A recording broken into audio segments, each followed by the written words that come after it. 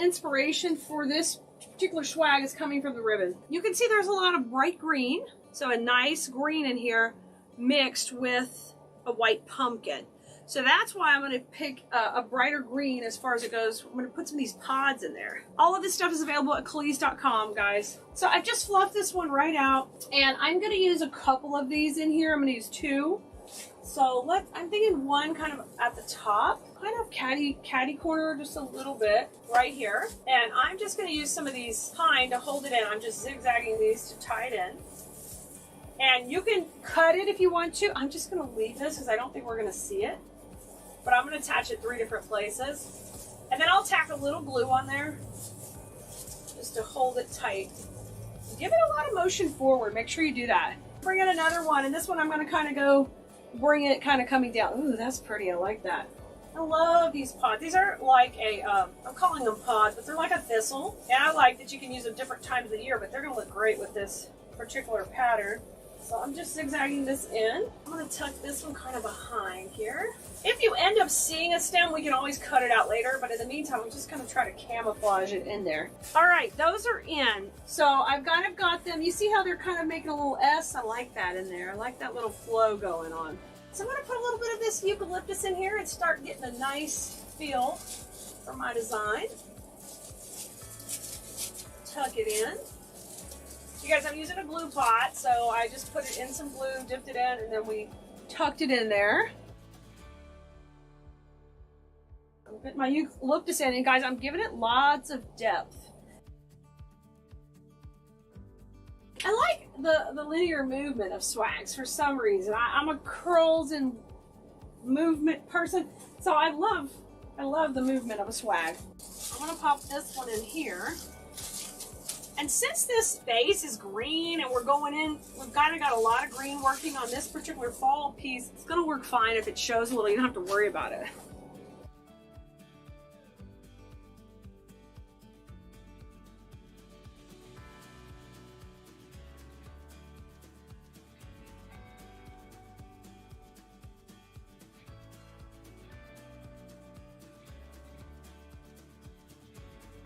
Oh, I love this. This is so wispy and pretty. I love this stuff. I'm going to put a little more brown coming down the center. You know, when I was coming up in the industry, probably 20, 23, 24 years ago, preserved eucalyptus was all the rage. The thing is, preserved eucalyptus here in Texas bleeds. It bleeds because we have too much humidity. Well, not all over Texas, but here in Houston. So it always made it, don't touch it. You have to use it indoors. So I've got eucalyptus, I've got green and brown. That looks great. I can stop here. I had put aside some white pumpkin, so I thought maybe we're gonna tuck some pumpkins in and see how it goes. Let's cut these open. Got some different fun shapes. I love fun shapes of pumpkins. Oh my gosh, when they start putting the regular pumpkins in the grocery store, are you guys like me? You're like, ooh, there's another shape. I could put that in the kitchen. I could put this outside. I could, real pumpkins, fake pumpkins, I like them all. I'm gonna pin these into this wreath base. Decide where we're gonna pin these in. I can pin them directly to the pine in here, but I was thinking we'll take a couple and just pin them right in. I love that one kind of going down. Now let me see what other kind of textures I have in here. I've got one that's kind of a little bit of a flat one. Oh, these are cute. Look at this one. I got a flat one. I got a curvy one. I love these. Y'all, this is such an easy swag. Y'all need to be knocking these out. Super cute. I'm going to tuck this one kind of, trying to decide, do I want these? I just kind of want these, a couple down here, just tucked in amongst this eucalyptus. I'm just using floral pins. I'm pinning it to the pine, and then I'm just making sure I twist the pine back so they can't fall off. They're going to wiggle a little, but they're not going anywhere. Okay, let's get one of these other gourds. All right, I'm going to use one more pin because see how that one's kind of floppy? We don't want that. I'm going to pin it up just a little bit higher. Nothing worse than a floppy gourd, y'all. Nothing worse. Let me tuck this in over here. So if you work with pumpkins and gourds that are artificial and they're foam, the nice thing is you can tuck them in and pin them. It's easy. I'm going to tuck this in back here. We're going to do the same process. And I might have to put a couple of pins up here because I want to make sure they're going to hold. Or you know what, I'll just tie it further back. This is so cute. I love the dimension of this eucalyptus. There's that one, and let's put one more up here. I put the pin in to the pumpkin, and I grab one of the pine stems and just, so it's pumpkin, pine, my finger's the pine, right? And the pin's just gonna go right through that pine, okay? I'm using these flatter pumpkins, and I'm letting them kind of be a little flat. Just want a little space between those. Oh, that's cute.